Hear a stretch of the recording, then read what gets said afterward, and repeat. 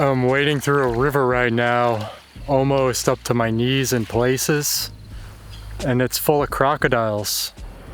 Oh my. 1 year after we started cycling at the very southern tip of South America, we now continue our journey in Central America. All right, this is like one of our most exciting days in a long time. We're about to cross into our second country of North America. Let's La Pura Vida begin. Costa Rica. Oh, that's a lot of rain. Uh-oh. Our very first ride of Costa Rica is in the rain. At least we missed the most of it, hiding there at the border.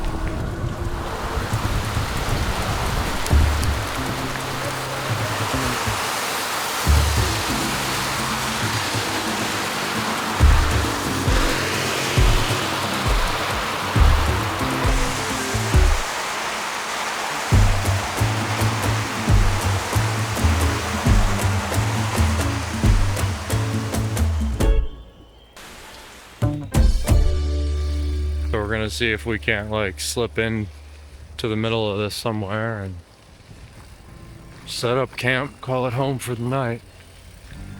Traveling full-time by bike is quite chaotic.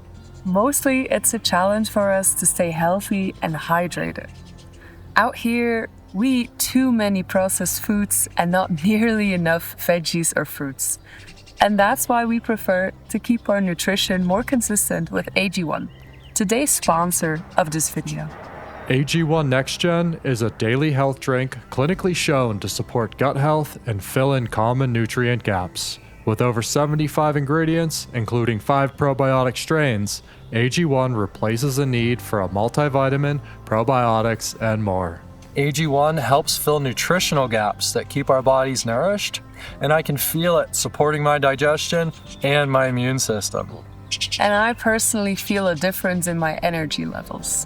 My body's grateful for the extra vitamins and minerals. Go to drinkag1.com/Ryan Kodak Brown or scan the QR code here on the screen to get your free morning person hat and your flavor sampler of AG1 in your welcome kit with your first subscription order. And thank you, AG1, for sponsoring Costa Rica. Cheers. Cheers. As our route follows the Pacific Ocean, we get to know the province of Punta Arenas pretty well, and we follow its main highway for about a week.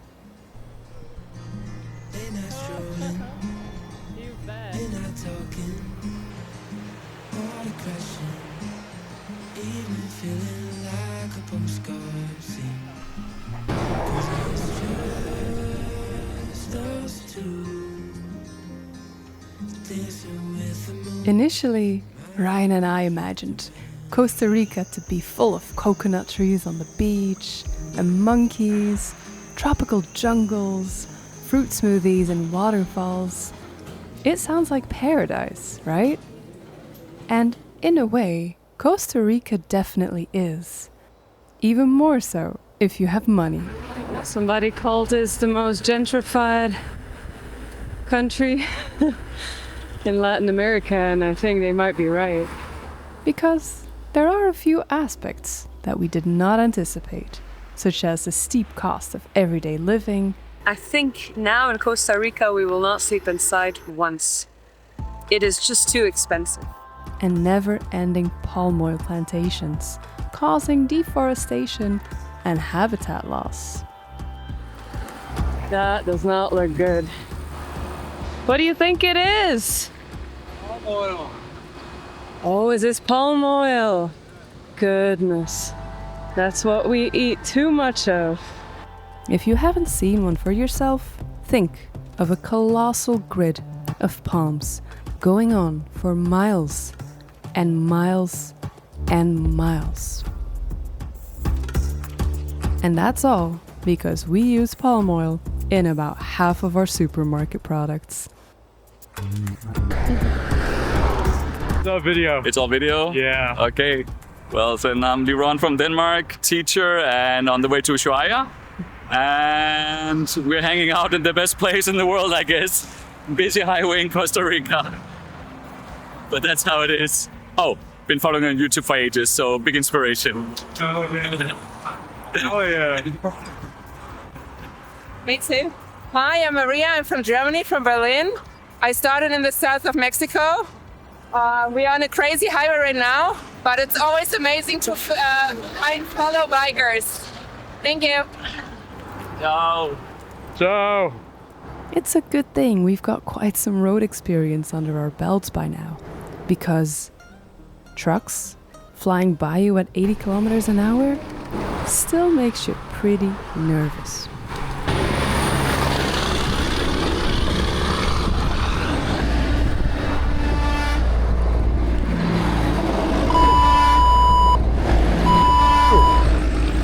I'm pissed. I was so angry.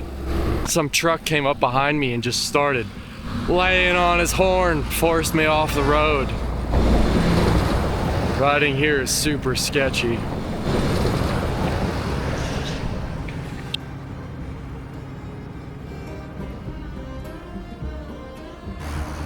What the hell is this? That's a Triceratops. How cool is this?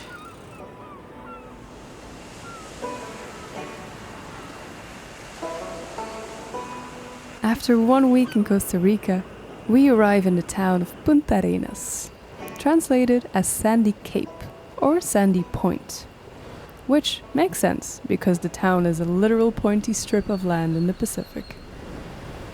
After 1 week of sweating away in our tent at night, we're in desperate need of a shower and laundry.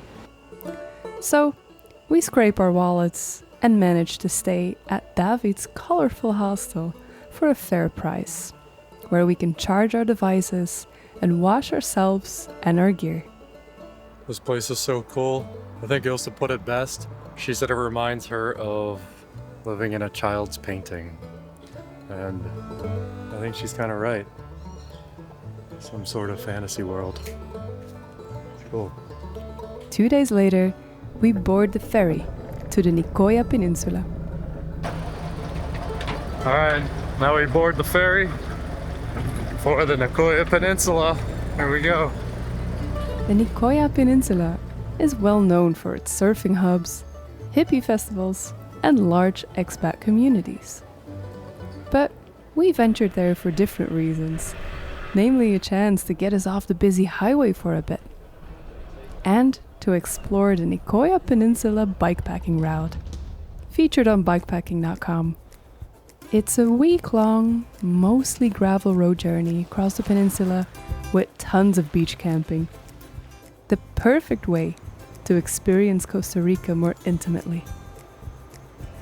And for the first time on North America, basically, we're riding something that isn't the Pan American Highway. We finally get some quiet back roads here. We'll even get a little bit of dirt and some beach riding as we traverse the Nicoya Peninsula, another bikepacking.com route here. So yeah, I'm super stoked. From Pittsburgh, yep. Belgium and Pittsburgh.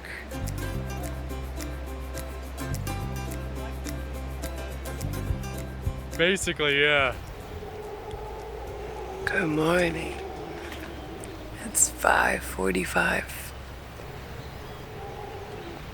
And we just woke up to the sound of howler monkeys.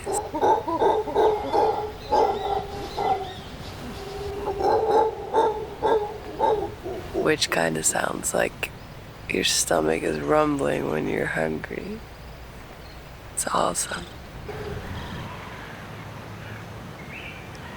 It's a beautiful morning, beautiful sunrise. And yeah, it's very fun to be camping on the beach and waking up to the waves crashing down. And the monkeys hollering.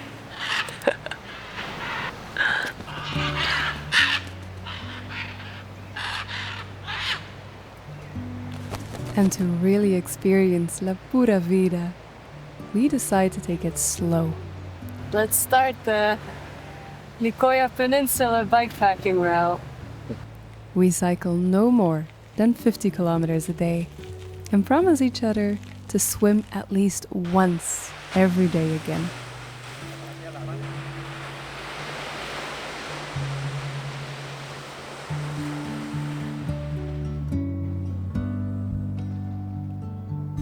We're in a tropical paradise now.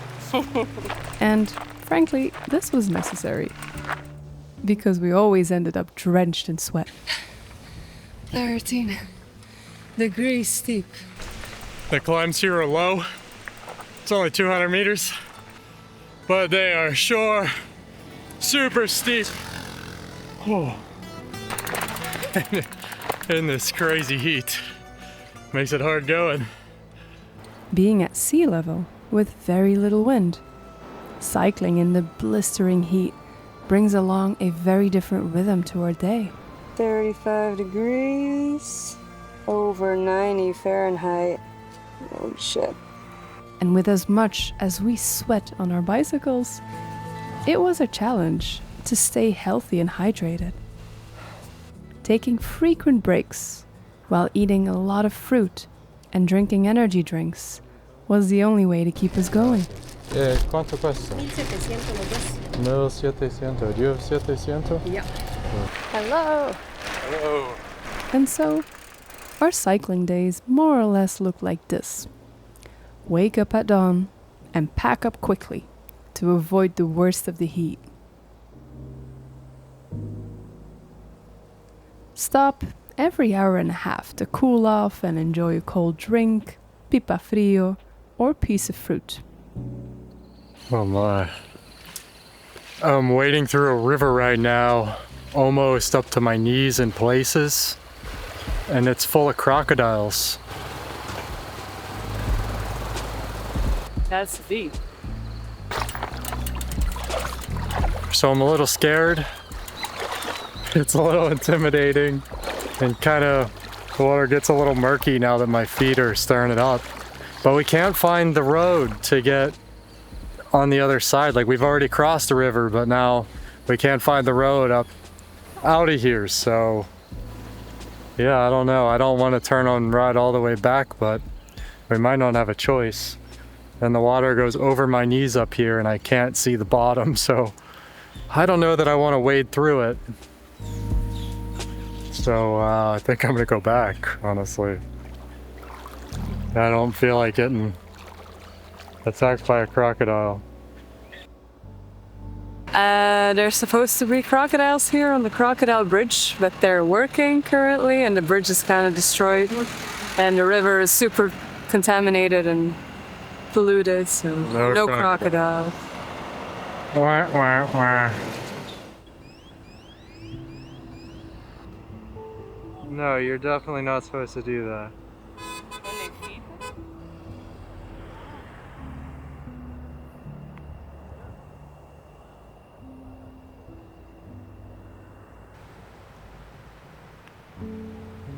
At lunch, it was time to find a grocery store and eat and hydrate.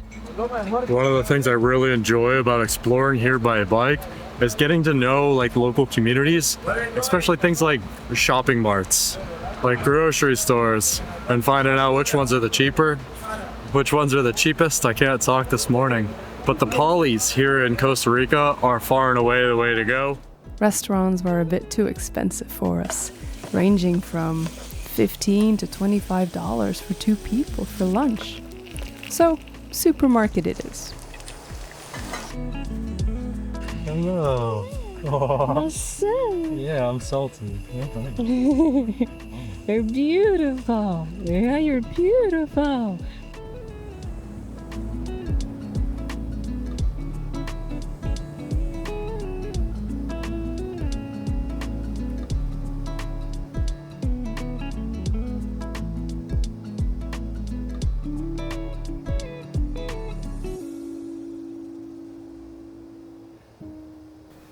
After lunch, cycle until 4 or 5 p.m.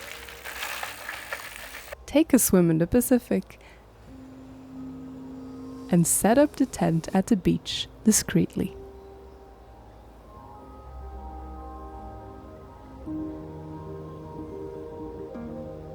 In the evenings, we mostly find ourselves a beautiful beach to camp at. Just like in the previous countries, the sun sets here around 6 or 7 p.m., so we didn't have all that much time and daylight. Can I have the stove, please? Oh, the fuel. Yes, ma'am. The camping here in Costa Rica on these beaches has been really, truly remarkable, and it's probably the best part of the country. Just camping for free right here on a beach. We're tucked into trees like this, watching the sun set over the ocean and then the stars rise and twirl through the night. It's beautiful, so pretty.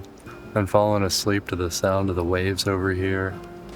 These are the moments that really stick with me, you know, and remember after the trip, just these, God, it's so just peaceful. Oh. What are you looking at there? A dozen or so hermit crabs who are camped in front of our tent.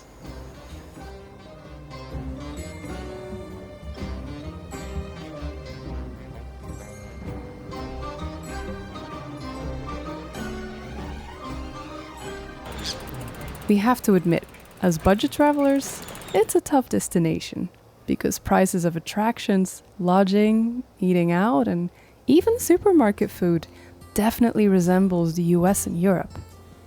But fortunately, nature is still mostly free, and wild camping was the best way for us to experience the country. Next up, Nicaragua. That's super exciting. We've just arrived at the Costa Rica-Nicaragua border. Yeah, they can be a little confusing. There's a lot of buildings and way to follow a guy on a motorcycle just to figure out what was even the right building to go to. Well, let's go pay our tourist tax. Get out of here.